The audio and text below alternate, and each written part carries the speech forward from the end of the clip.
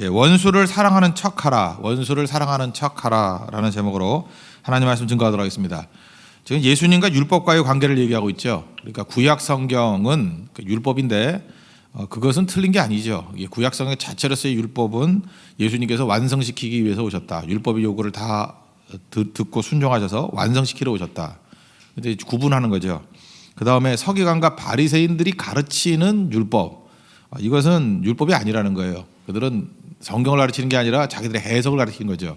해석이 미슈나고 그것보다 더 쉽게 설명하는 것을 이제 탈무드라고 그럽니다. 그러니까 미슈나나 탈무드를 성경인 줄 알고 착각한다는 거예요. 이거는 아니라는 거죠. 그렇게 구분해서 접근하고 있습니다. 이게 지금 6가지 케이스를 가지고 이제 설명하고 있는데 이게 6가지가 왜 중요하냐? 이게 우리 삶의 모든 부분에 다 적용이 될 수 있기 때문에 그렇습니다. 예수님의 해석하는 방식이 뭐냐 하면은 언제나 확장된 해석이에요. 거기서 머무르는 게 아니라 확장된 해석, 그리고 언제나 긍정적인 해석입니다. 긍정도 긍정이고 부정적인 하지 말라도 뒤집어서 하라는 쪽으로 해석하는 것이 예수님의 해석법이라는 거예요. 그래서 이 산상수훈만 제대로 이해를 해도 우리 구약 성경을 푸는 법 또는 성경의 나머지 어려운 부분을 푸는 법들을 다 알 수 있고 우리가 어떻게 살아야 될지를 알 수 있다고 생각을 합니다. 그 6가지 중에 앞부분 뭐 이렇게 설명 간단히 했죠. 뭐 살인과 간음과 뭐 포함된 개념이 있지만 이혼에 관한 거 이거 설명했습니다. 오늘 설명할 내용은 나머지 3가지가 더 있는데 맹세 문제, 복수 문제, 또 원수 사랑하는 문제. 이 복수하고 원수 사랑하는 문제는 이렇게 뭐 합쳐도 될 것 같습니다. 어쨌든 이 3가지 내용들을 살핀다는 것입니다. 그러니까 악한 마귀의 특징은 뭐냐 하면은 하나님은 확장하는데 마귀는 축소하는 겁니다. 이제 확장된 해석을 안 하고 언제나 축소하고 하는 척하는 거예요. 그래서 우리도 이 마귀적인 접근을 할 수 있습니다. 축소해서 해석하면 마귀적인 거고 또 위장과 포장에 능한 것. 신앙을 잠깐 포장하려고 그러는 것. 하나님이 제일 싫어하는 거예요. 그게 예수님 정신에 위배되는 거거든요. 그래서 포장과 위장이 아니라 진실됨으로 가는 것. 오늘 그 3가지 내용들을 한번 살피겠습니다. 첫 번째는 맹세 문제인데 맹세가 필요 없는 언어 생활을 하라는 거예요. 그러니까 맹세하지 말라 이게 아니라 아예 맹세가 필요 없는 언어 생활을 하라. 맹세가 왜 필요하죠? 하도 안 믿으니까. 그죠? 맨날 그 거짓말하고 뻥치니까. 그러니까 맹세하는 거죠. 그냥 말해도 믿는 사람이 맹세가 왜 필요하겠어요? 적극적인 의미죠. 맹세가 필요 없는 그런 언어 생활을 하라. 그래서 목소리 높일 필요도 없습니다. 그냥 그 사람이 말하면 믿는 거예요. 그런 인생이죠. 패턴. 왜 내 말을 안 믿어? 그동안의 삶이 믿을 수 없는 삶이었기 때문에 그런 거죠. 그러니까 맹세가 필요 없는 언어 생활을 하라. 33절 보니까 옛사람에게 들은 바 옛날 이제 잘못된 얘기들을 뒤집는 겁니다. 헛맹세하지 말고 또 내 맹세한 것을 주께서 지키시라 뭐 이렇게 얘기를 했다는 거예요. 이 내용은 뭐냐 하면은 예수님께서 말씀하신 건 뭐냐면 하나님의 이름으로 주의 이름으로 한 맹세는 꼭 지켜야 된다 이렇게 해석을 했다라는 거예요. 레위기 19장 12절에 보니까 너희는 내 이름으로 거짓 맹세함으로 내 하나님의 이름을 욕되게 하지 말라. 그러니까 하나님의 이름이 중요한 거 아니에요. 그래서 하나님의 이름으로 맹세하지 말라 또는 하나님의 이름으로 맹세한 것은 꼭 지켜야 된다 이렇게 해석을 했다는 거예요. 하나님의 이름으로 맹세한 건 꼭 지켜야 된다. 그 얼마나 좋은 얘기입니까?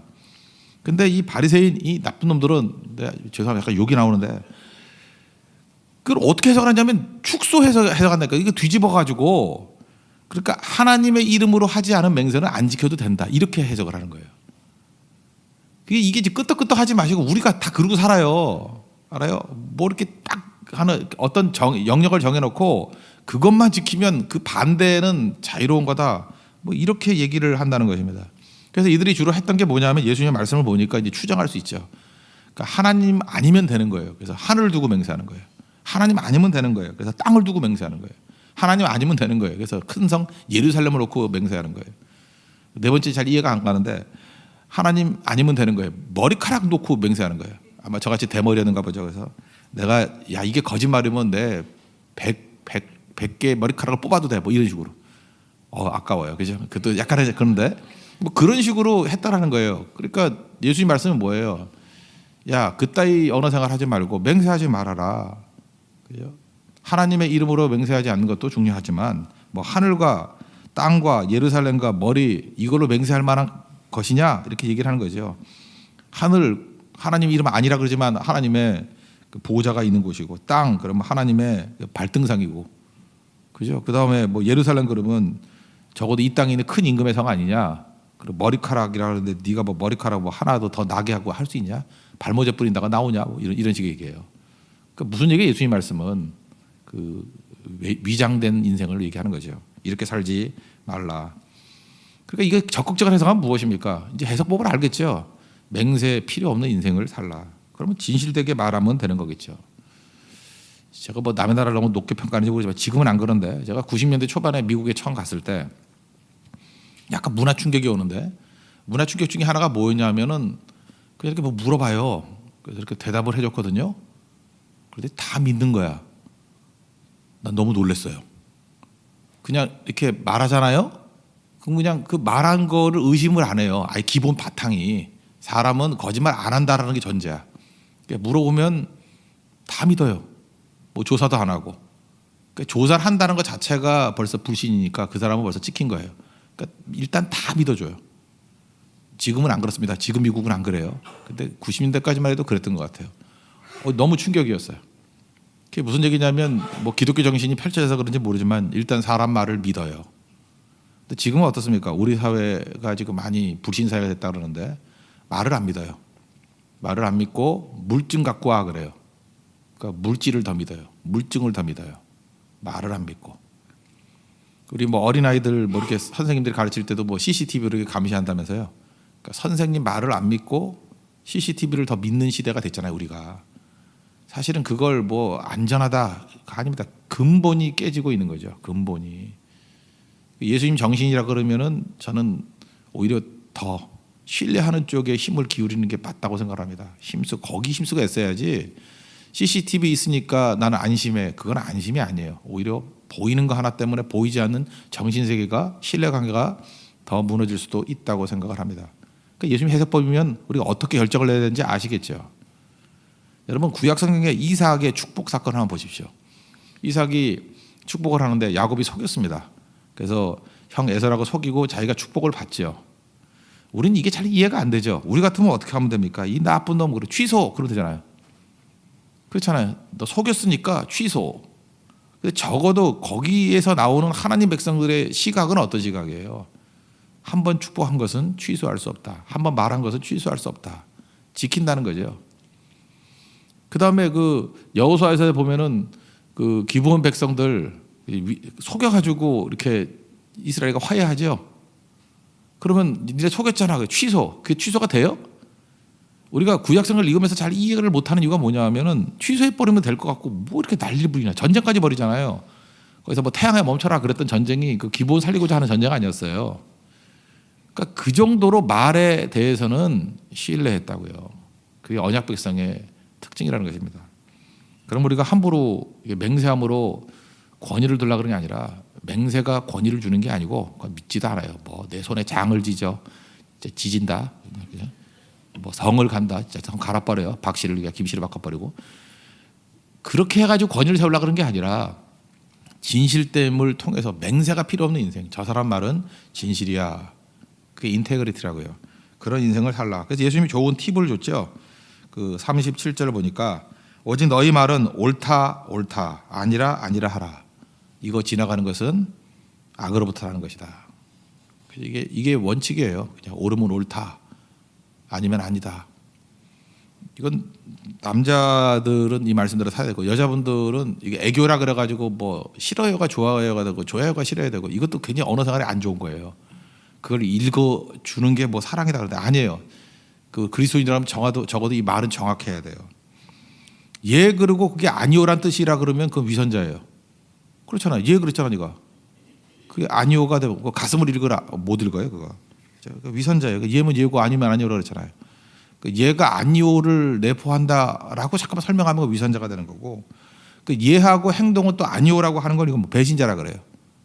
그죠? 배신자라 그러고. 또 어떤 사람은 예와 아니오를 동시에 말해봐요. 예 아니오, 예 아니오 이렇게 하는 사람이 있어요. 이건 이중인격자. 이중인격자예요. 그 다음에 그 예 아니오를 말을 안 해.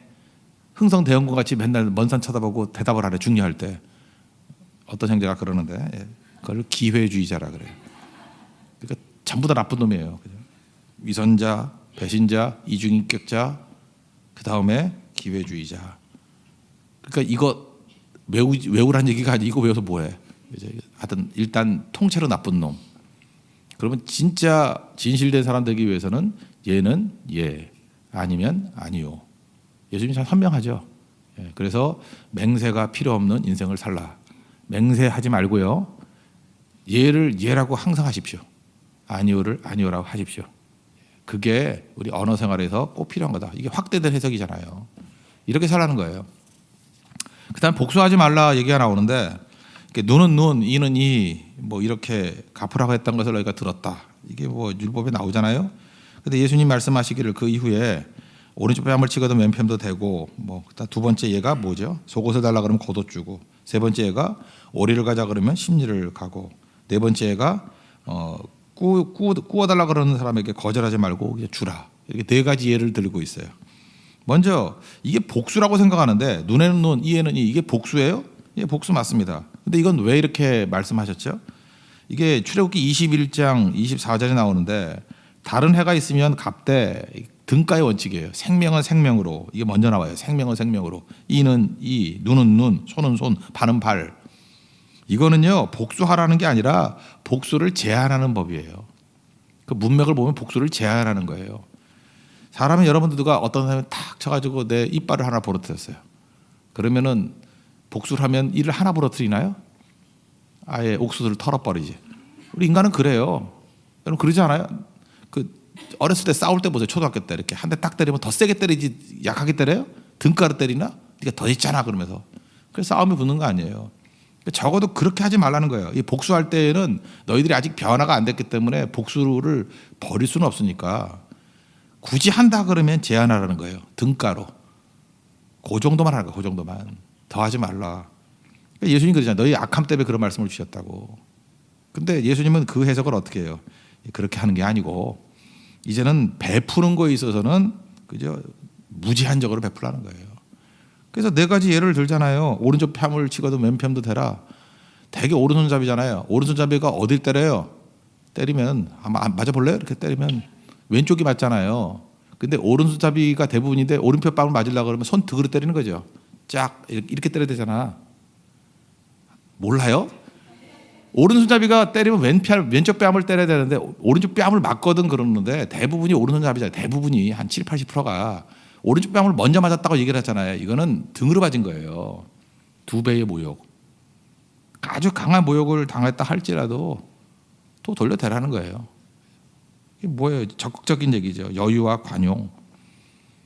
사실은 이렇게 씁니다. 막 공격을 당하고 얻어 터지고 함에도 불구하고 하나님이 축복해 주셔가지고 더 건재하게 살아있다라는 건 하나님이 도우셨다는 뜻 아니에요? 가만 뒤집어 놓고 생각해보세요. 그 때린 사람 얼마나 괴롭겠어. 밤에 잠이 오겠어요?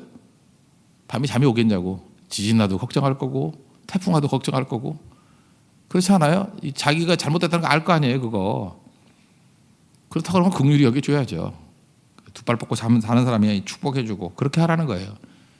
또 아시죠? 이게 속옷을 달라는 사람이 겉옷까지 주며 이 겉옷은 여기 추운 나라이기 때문에 거의 이불과 같은 역할이에요. 그러니까 쉽게 가격으로 치면은 속옷은 싸고 겉옷은 비싼 거예요. 그러니까 처음에 작은 걸 좀 달라는 거죠. 속옷 정도 달라. 뭐 우리나라도 그렇지 않겠어요? 뭐 이렇게 티셔츠 하나 달라 그럴 때 비싼 뭐 캐시미어 코트를 줬다 그런 얘기라고요. 그러니까 적극적으로 더 주라는 거예요. 그냥 줄 것 같으면. 그 다음에 오리를 가자 그러는데 이거 원어는 밀리온이거든요. 밀리온에서 나온 게 영어의 마일이에요. 이게 로마 군병의 정상적인 걸음으로 첨보예요. 첨보. 근데 이게 미국 애들은 그걸 잘못 계산해가지고 1.6m로 계산해서 마일이 1.6m를 걷는 사람이 어디 있어요? 여러분 걸으면 다리 찢어지지. 그죠? 그 정도까지는 되지 않아요. 그래서 이걸 또 계산해가지고 우리나라는 참 머리가 아파 죽겠어요. 이게 1밀리온인데 그걸 계산하니까 오리로 계산한 거야. 오리로. 성경에 오리 없어요. 오리 없다고. 오리 장산이 있지만 오리는 없어요. 오리를 가자 그러면 심리를 가며. 그러니까 그 1000발자국. 그걸 밀리온이라 그래요. 1000발자국. 원어를 보면 밀리온. 1밀리온 가자 그러면 2밀리온 가라는 거예요. 이제 영어 성경에는 1마일로 돼 있어요. 1마일로 가자 그러면 2마일스. 2마일 가라고. 그러니까 더 가주라는 거죠. 더 가주라. 다시 말해서 법보다 더 지키라는 거예요. 저한테 와서 어떤 분은 그래요. 그 11조를 드리는데 목사님 세금 전에 드리는 겁니까? 후에 드리는 겁니까? 알아서 드리십시오. 그럴 때 굳이 얘기한다 그러면 이 원칙에 의한다 그러면 넉넉히 해요. 넉넉히. 그저 이렇게 뭐 아슬아슬하게 하려고 그러지 말고 넉넉히. 여기서 나온 게 미국의 팁 제도예요. 부스러기 같은 거 더 주는 거예요. 그냥 넉넉히 언제나 아량을 베풀고. 이게 뭐 힘들어요 사는 게. 그럼 어떻게 살아요? 하나님의 축복을 구하는 인생으로 사는 거라고요. 이렇게 살다 보면은 생각보다 별로 아둥바둥하지 않아요. 그 다음에 여기 비탕감 나오죠. 이거 아시죠 여러분들? 7년째 되면 탕감해 주는 거. 그죠? 그러면은 머리가 있는 사람이라 그러면 첫째 빌려주면 이제 7시에 받을 거지만 또 이게 못 받을 수 있잖아요. 또 좋은 것 같으면 해방시켜 줘야 되니까. 6년째면 어떻게 되겠어요? 사람들이 경제가 위축이 되겠죠. 안 할 거 아니에요. 1년 있으면 해방시켜 줘야 되고 1년 있으면 탕감해 줘야 되니까 그렇게 하지 말라는 거예요. 쉽게 말해서 잔머리 쓰지 말고 그냥 베풀며 살라는 거예요. 이거 확장된 개념은 뭐냐 하면 이런 거하고 똑같은 블랙 컨슈머 되지 말라는 거예요. 제가 미국 갔을 때 그 화가 났던 게 뭐냐면 어떤 사람은 컴퓨터를 1년을 써. 1년을 쓰고 난 다음에 그 계약 기간 딱 보니까 1년에는 리턴이 가능해. 다 쓰고 난 다음에 가서 바꿔버리는 거야. 그러면서 자기가 뭐 머리가 좋다느니 똑똑하다느니 미국 사는 게 이래서 좋다느니 그게 다 그 가격에 포함되는 거야 아니에요. 다 포함되는 거죠. 그럼 누구 선량한 이웃들에게 도둑질하는 거 아니야. 그러니까 적어도 그리스도인은 그렇게 살면 안 되죠. 그렇지 않아요? 여러분들이 무슨 뭐 그 보험 같은 거 들지 않았습니까? 보험 들어서 아프지도 않은데 병원 가가지고 보험으로 다 처리하는 거야. 무슨 뭐 안마 받고 하는 거 뭐 그런 거 있다면서요. 뭐 10만 원짜리인데 보험 들면 10,000원에 해줘요. 그럼 9만 원은 누가 내는 거예요? 그 나머지 사람들이 내준 걸로 다 채워지는 거 아니에요. 그 사기지요 그거. 그렇지 않아요? 사기치는 거죠. 그런 식의 인생 살지 말라는 거예요. 적어도 그리스도인이라 그러면 사회가 아무리 그렇다 할지라도. 교통사고를 당했습니다. 아프지도 않으면서 돈 더 받아달라고 괜히 누워있고 병원에. 그런 짓도 하지 말라는 거예요. 그죠? 그렇다 그러면 그게 보험금 전체적으로 다 올라가잖아요. n분의 1을 나누면. 그건 도둑질 아니에요? 그렇다 그러면 최소한도로 적어도 예수 믿는 사람이라 그러면 그냥 가세요 그러든지 별거 아니라 그러면 참을 수도 있고 아니면 최소한도를 가지고 할 수 있는 거. 이걸 뭐 봉잡았다고 뛰는 것들은 절대 그리스도인들의 모습은 아니라는 것입니다. 쉽게 얘기해서 영어로 표현한다 그러면 영어 표현에 재밌더라고요. 이게 워드플레이인데 duty를 delight로 바꾸래요. 의무를 기쁨으로 바꾸라. 모든 것들 어떤 사람은 모든 얘기가 나오면 다 duty로 알아. duty인지 알아. duty free 그건 아시죠? 예, 면세점. duty로 여기지 말라고요. delight 기쁨으로 여기라고. 그래서 무슨 일을 맡기면 어떤 사람은 그게 delight가 되는 사람이 있어요. 다 기쁨에 뭘 시켜도 이게 하나님께 내게 주신 특권이라고. 그게 성도의 삶이에요. 듀티에서 딜라이트로. 그다음 마지막 세 번째 살필 것은 이제 원수 얘기인데 뭐 이게 같은 맥락이죠. 원수를 사랑하고 원수를 내 이웃을 사랑하고 원수를 미워하라라고 했대요. 근데 예수님이 뭐라 그래요? 원수를 사랑하고 박해하는 자리에서 기도하라. 뭐 이렇게 쭉 나오는 얘기가 나와요. 아니 성경에 어디에 원수를 미워하라는 얘기가 있어요? 이러니까 이게 미슈나를 얘기하는 거거든요. 이런 식으로 가르치고 있다라는 거예요. 이런 말이 어디 있느냐? 그럴 리가 없지. 이웃을 사랑하라. 그게 이제 출애굽기 23장 4절 5절에 나오거든요. 이웃을 사랑하라. 뭐 원수를 할지라도 이렇게 미워하는 자가 짐을 짓고 엎드러지면 도와주라. 뭐 이런 게 나온다고요. 그러니까 이 서기관과 바리새인들은 그게 하기 싫거든. 하기 싫으니까 이 말씀에 대해서 이웃을 사랑하라. 그러면 그냥 어렵지 않잖아요. 사랑하면 되는데 하기 싫을 때 하는 일이 뭐냐 하면 이걸 분석을 해. 그러면 누가 우리의 이웃입니까? 아시겠어요? 이웃을 사랑하라 그러니까 그거 순종하기 싫으니까 세미나를 연 거야. 우리의 이웃은 누구인가? 세미나 주제야. 그러므로 우리 동족은 이웃이고 동족 밖에 있는 것은 이웃이 아니야. 그건 원수야. 그래서 이웃과 원수를 가르는 거예요. 요즘 많이 듣는 거죠. 진영 논리. 우리 이웃이 누구냐면 이웃을 자기가 정하는 거야. 여기까지가 이웃. 그 넘어서는 원수야. 이웃은 사랑하고 원수는 대적해야 돼. 그래서 하나님 말씀을 이용해서 못된 짓만 골라 하는 거예요. 못된 짓만. 이게 얼마나 많습니까? 그래서 여러분 세미나 너무 믿지 마십시오. 순종하려는 사람은 세미나 안 해요. 기도 세미나, 기도 안 하겠다는 사람이 가는 거예요. 기도에 세미나가 왜 필요해? 수세미나 필요하지. 그거 왜 필요해 그게? 기도는 그냥 하면 되는 거예요. 안 하려고 하는 사람이 꼭 그런 거 가요. 결혼생활 세미나 누가 갈까요? 맨날 싸우는 애들이 가는 거예요 거기. 죄송합니다. 갔다 온 사람들 내가 아는데 미안해요.